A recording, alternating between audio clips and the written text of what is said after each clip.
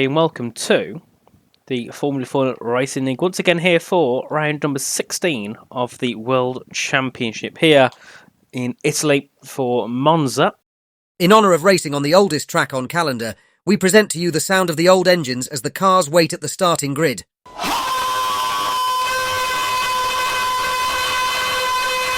One bit of a snap and that is your car gone, but we have 2, 3, 4 and 5 lights here for the Formula 4 Racing League here at Monza.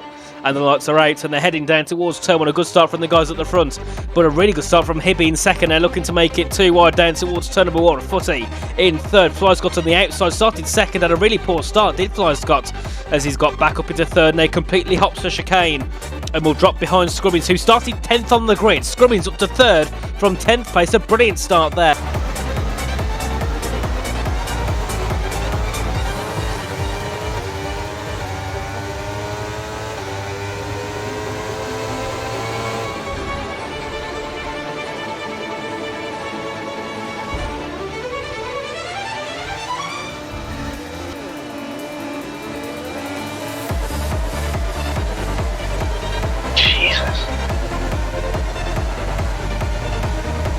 Oh yeah, or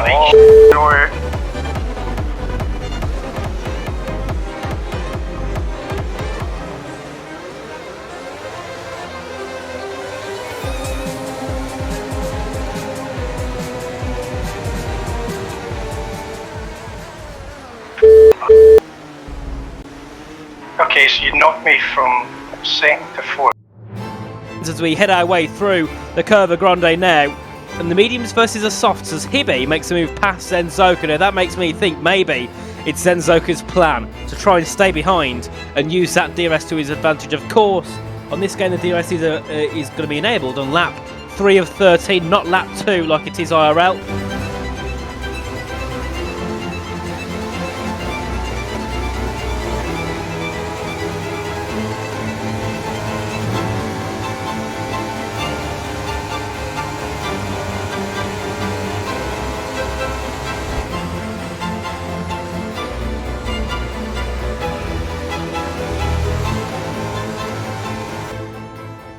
And Fly Scott has had an issue. I remember last week back in Zandvoort, he's had an issue with his PC at the start and dropped down to P9. This time he's dropped down to P6 and he started on the front row, so certainly not the way that Fly Scott would have wanted the start of this race to go. Footy has been given a 3-second penalty for knocking Fly Scott off the track. F*** off! I'm not doing anything. I have no damage. You're hitting me! No, that. As we head our way down towards Ascari for the first time in this opening lap. And Hibby has that lead, but actually, he's starting to pull away now from Zenzoku, a man who was, well, won by over 20 seconds last week in Zandvoort, now misses out on a second's gap here in Monza. And of course, Zenzoku should be quicker because of the tyre allocation. We'll look at the tyres quickly. We've got mediums and softs, but yeah, Zenzoku here really struggling compared to Hibby on a set of the medium tyres as he continues to pull that gap away as we head down to turn 1. Fly Scott passes the final of the AIs. Oh, there's a bit of a lock up there from Hibby heading into the first corner. That's cost him dearly as we head out of the Rettifilio chicane. The gap's come down by a couple of tenths now, 1.2, 1.1. Maybe a bit of burning here from Zenzoku can put him back within a second and back within that DRS contention for the next lap. Of course, it will be enabled on lap 3. Oh no, I forgot to turn my ERS off, so it's just draining no matter what. And here you can see, brilliant job by Zenzoku to try and gain back in. And but maybe it was just that first lap Zenzoku couldn't quite get into the rhythm, because now running perfectly fine with a 5/10 gap. Obviously, that's half a second too. Hibby in the lead, and further back as well, Scrubbins has got a 1.5 second gap. Footy within that DRS as well, and Fly Scott using those soft tyres a lot to get into the DRS as, Hibby's gone very deep heading into Ascari, costing many tenths on that part of the track as he's gone down to just 1.5 tenths of a second. There is the gap between those two as we head into the Parabolica, and now heading back down towards turn number 1 we go. Zenzoku having that DRS on this lap, but of course not on this occasion, I don't believe. No, doesn't get the DRS, as it will be down towards the Ascari. And of course Zenzoku, having that gap to Scrubbins, knows that he can afford to just stick behind Hibby for now and use that DRS to his advantage. But then, on the other hand, if Zenzoku knows he's got the pace, surely he could look to make a move as Scrubbins has always gone round at turn number 1. Heading into the chicane, has obviously had an incident somewhere. We're just letting a few of the cars through to continue on. Big shame there for Scrubbins, who was looking decent at the start of this race. And now he's in a very unfortunate position, as we can see Formula's in there, passing Radiant Sticks heading through. Oh, my bad. Sorry. Alright.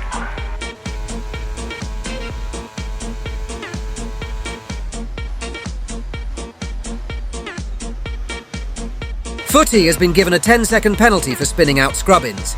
His total penalty is now 13 seconds.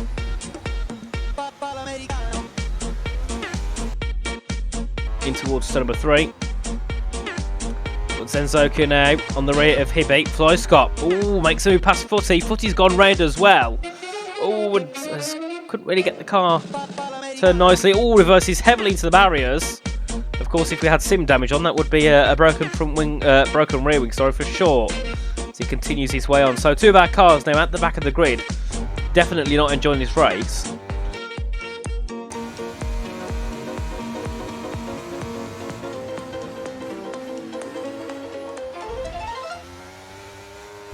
That was it. Oh my god. Okay, now I've freaking lost my front wing. And there must have been contact between Fly Scott, because he's got no front wing. Fly Scott has got no front wing whatsoever, so must have got caught up there with Footy in a little bit of contact as we head our way down now to the Parabolic Up. And still, he'd be in the lead. Zenzoku in that second place, of course, having that DRS, but look at the gap they've got now to third.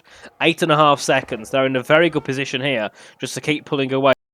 We need one of the bots to crash for a safety car.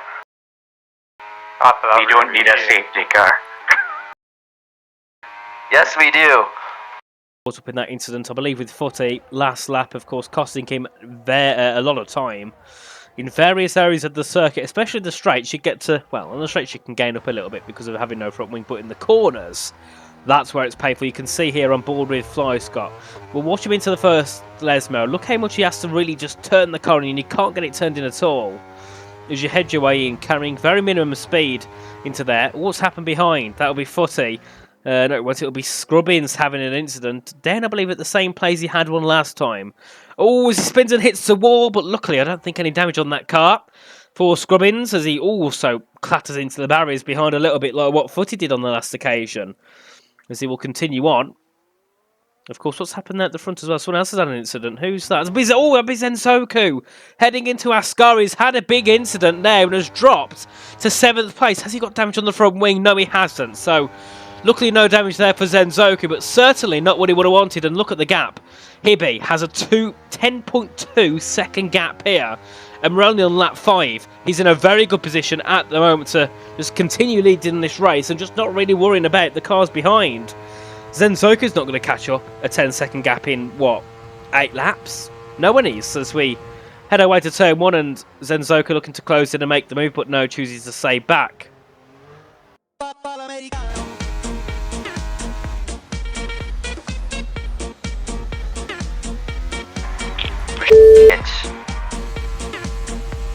I just slid out. Oh no. Oh, and I'm crashing. Oh, Oh, well, I spun out.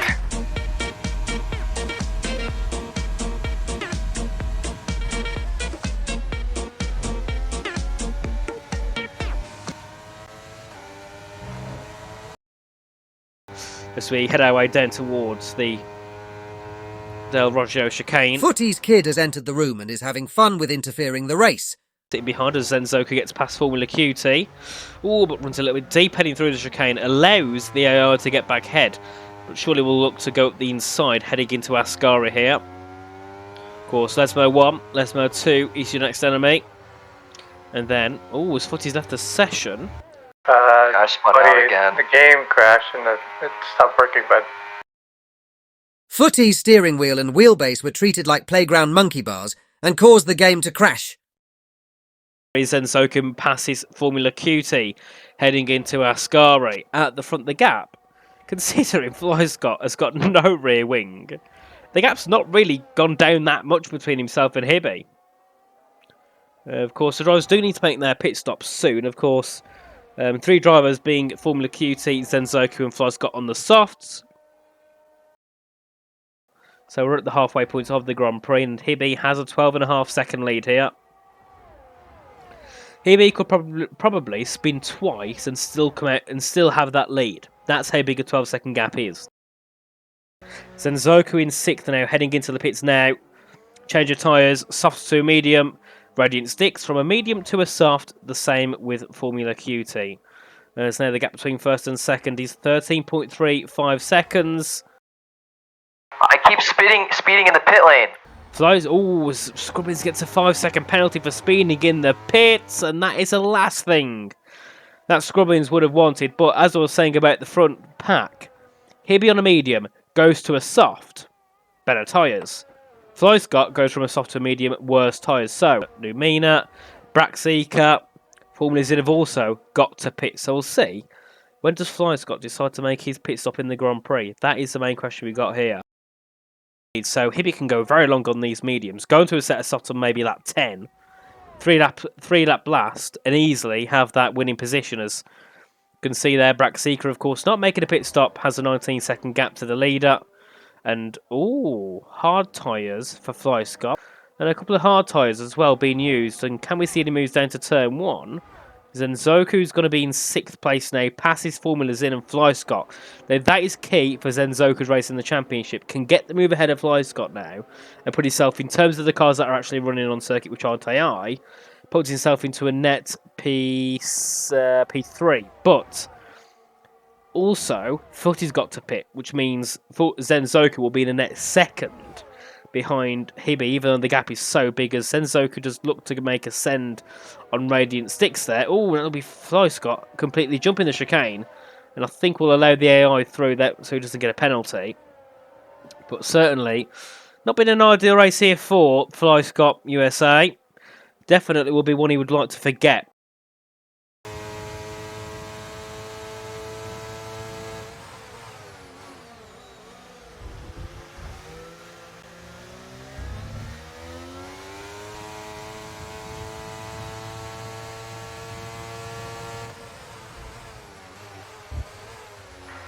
Oh shit. Don't penalty. Don't penalise me. Don't penalise me.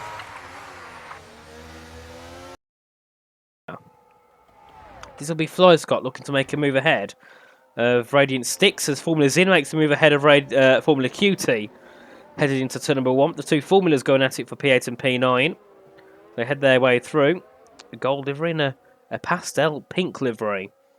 Now, Hibby doesn't pit. Is Hibby going to pit on the last lap? Because you've got to make a pit stop in this race. He hasn't done so just yet, as Zenzoku gets up into 3rd ahead of Footy on track, which means Footy will head down below. Actually, we'll drop down to the back of the grid by a decent margin here, as Flyscott makes a move ahead of Nuamina's Frock 1.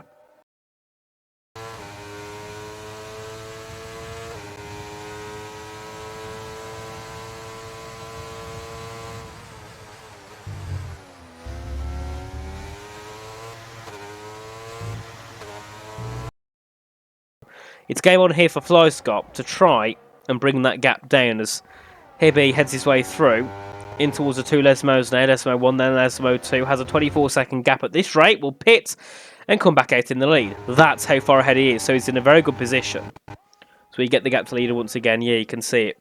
39 seconds between Hibby and Zenzoku. So you watch Hibby head his way through towards Ascari, of course. This has been one of the places that Hibby has looked stronger than everyone through that Ascari chicane. Gets to the line corrects every single time, and is allowed to pull that large gap, as Scrubbins takes the fastest lap of the race with a 123.956. Formula QT in P8 ahead of Formula Z. Those two still having their little battle down for P8 and P9. Cause a big shape for Scrubbins though to be completely out of this race. I mean, we've only had 10 laps as Hibby makes his stop. We'll go to a set of softs to the end of the race, I would presume, in this situation. Can't see him doing anything different here. Will be a set of softs. It will be a set of softs. Now, does Braxika's car coming, of course. Braxseeker is one of the AIs, has been on these tyres since the start, as Fly Scott now makes a move past Footy. As Footy's, oh, that's Footy's AI, sorry, that's still running in the race. And no, Braxseeker's car stays out. Continue on, as we see Hibby here, heading through in towards the Ascot chicane now, heads down towards the Parabolica 4, the penultimate time. It's not the penultimate lap, but it's the one before, as we head our way through. And of course, still building that lead. The gap to Zenzoka now, 13.9 seconds in the Grand Prix. 14.0, 14.1, so the gap just increases corner by corner here for Hippie, doing a superb job for his team, of course, racing in a beautiful green and white livery as we begin the penultimate lap of the Grand Prix. Going slow, heading in towards, oh, it's got damage. Heavy damage on Scrubbins' car. We'll have to head it back into the pits, I think, here at this point. Does he head into the pits? No, continues on, does Scrubbins. We head our way down to turn 1 again. We're here with Scrubbins, of course. Definitely been a race to forget here for himself. Not what he would have wanted at all to take away from this Grand Prix. Would have certainly been hoping for a top 3 here, considering he started in 10th and got up to 3rd on the first opening lap. But back on board here with Hibby. Lap 12 of 13 goes on to the final lap of the Grand Prix. Has got a 7.5 second gap to second place. Has driven a superb race all race. I'll keep saying race so many times. All race long he's driven a perfect race, and will now look to finish the race in first as, oh my, the AI got disqualified for failing to use a different tyre compared. Now I thought that had been one of the equations here, because the AI just didn't pit and, well, forgot to. So now that puts Zenzoku back up into second place, considering he dropped to 7th earlier on. As Footy also gets, yeah, because Footy's AI was continuing on. So yeah, Footy also gets a disqualification from the Grand Prix. Looking to have their little great battle for P4 on the track. As we will have a 1, 2, 3 for the real cars, and then a 4, 5, 6, 7 for our AIs who've driven a superb race. But Hibby, a dominant drive, a little bit like what we saw from Zenzoku back out in Zandvoort in the Netherlands. Has driven a perfect race, pitted really late, gone to a set of the soft tyres, took the fastest lap of the Grand Prix, and will exit Parabolica. It will be Hibby that wins the Grand Prix here at Monza for round 16 of the Formula 4 Racing League, and it will be Zenzoka who will finish in second. Moments later, heads his way into the Parabolica now. We'll head out to the final corner, up towards the line, and we'll take that second place in the Grand Prix. A superb drive to take second, and Fly Scott will exit the final corner to finish third.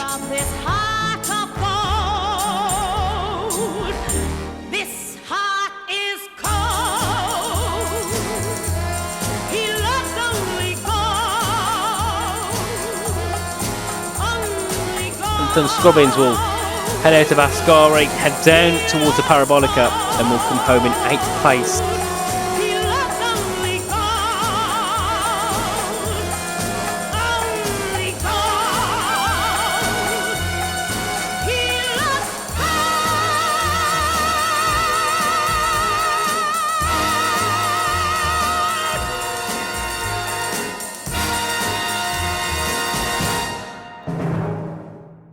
Right, Hibernian wins the Total Domination Package Award. We'll see the podium celebrations here around Monza, of course. A track we all would love to get a podium at, wouldn't we? Around the streets, well, not the streets, but around the circuit here in Monza.